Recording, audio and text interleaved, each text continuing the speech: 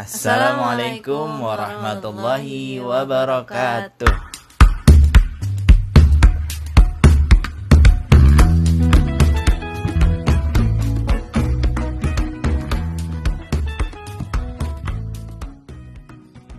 Aku Aziz dan aku Nita.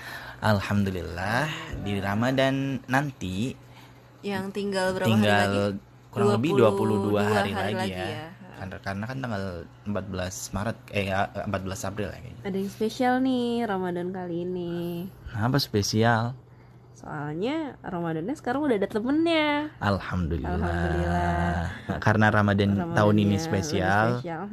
Kita harus punya persiapan yang spesial pula. Gitu. Untuk menyambut Ramadan, bulan turunnya Al-Quran pula. Nah makanya kita insyaallah pengen sharing. Nah tujuan dari sharing ini tentunya juga supaya kita lebih mentadaburi Al-Quran lebih dalam lagi gitu.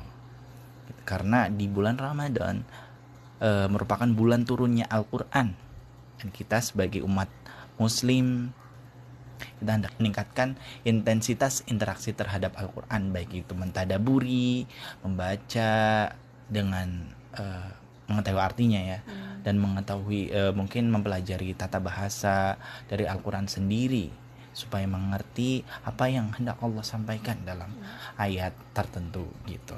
Hanya Al-Quran sebagai penunjuk, cuman kita hanya membaca tanpa mengetahui dari makna ayat tersebut gitu. Kalaupun membaca terjemahnya kan terjemahnya nggak mungkin bisa. Sangat terbatas gitu ya. Nah insyaallah kita akan membahas surat Al-Kahfi. Kenapa surat Al-Kahfi? Karena di dalamnya terkandung 4 kisah penting untuk umat Nabi Muhammad SAW berkaitan dengan akhir zaman. Ya, dan 4 kisah itu meliputi: 1, fitnah tentang keimanan. Kedua, fitnah keimanan akan ada kisah Ashabul Kahfi sendiri. Fitnah harta akan ada kisah tentang 2 orang yang memiliki kebun.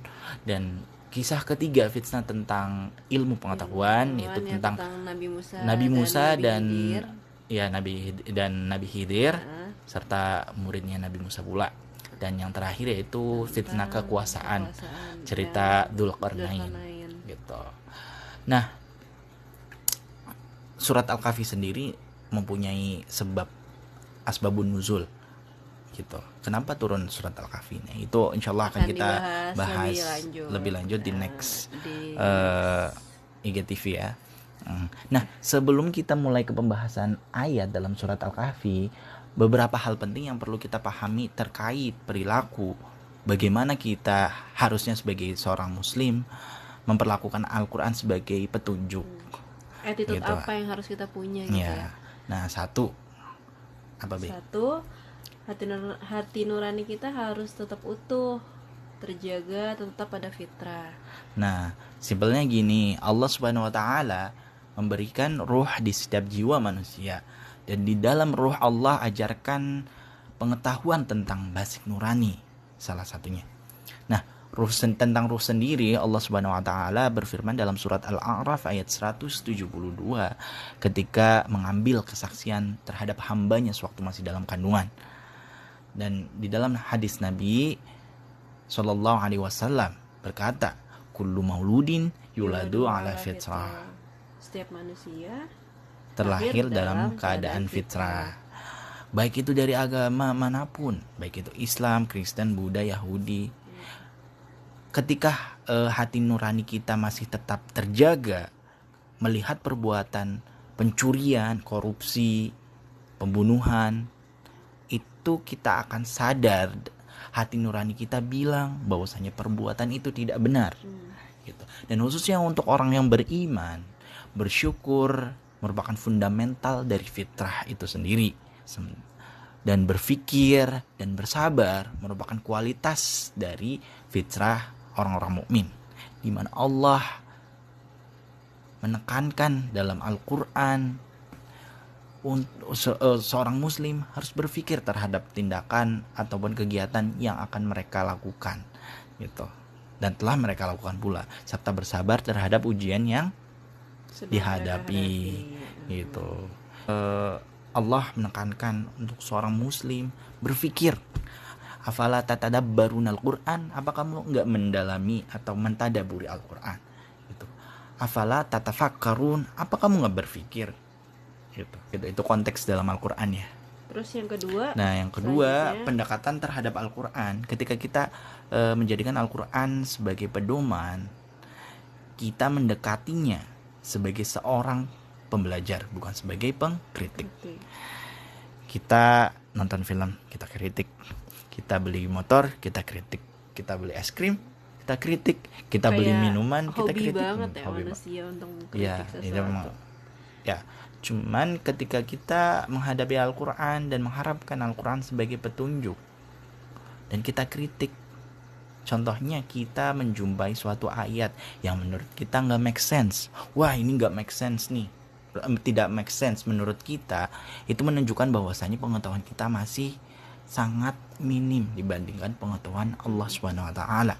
Jadi kan nggak mungkin ya, maksudnya Al-Quran diturunkan kepada umat manusia untuk menjadi petunjuk, tapi nggak logis gitu. Bisa jadi kan itu karena emang ilmu kita yang belum sampai untuk memahami itu kan. Iya.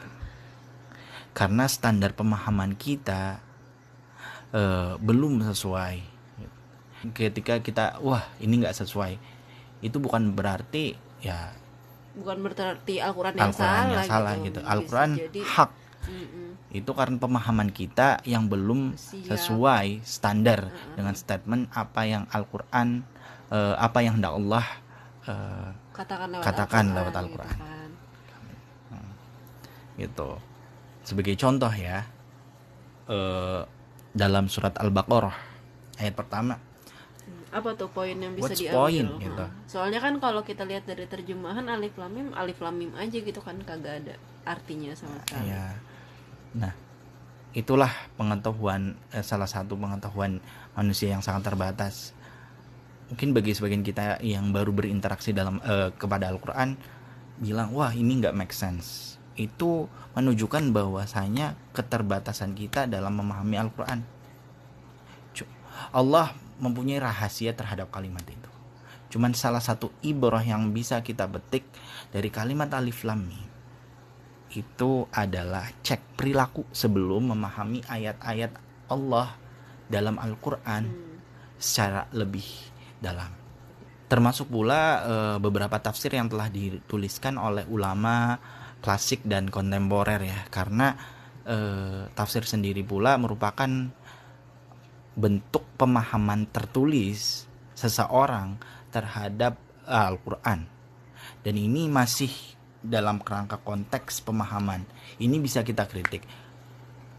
Ketika kita bisa kritik, bukan berarti kita akan mengkritik Al-Quran. Kita mengkritik tentang pemahaman seseorang terhadap ayat-ayat Allah SWT gitu.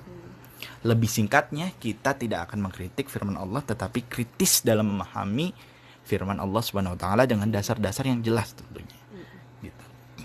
Dan yang terakhir yaitu bersedia melepaskan gagasan yang sebelumnya dipahami kelompok atau masyarakat saat yakin akan pesan dalam Al-Qur'an terlepas dari konsekuensinya.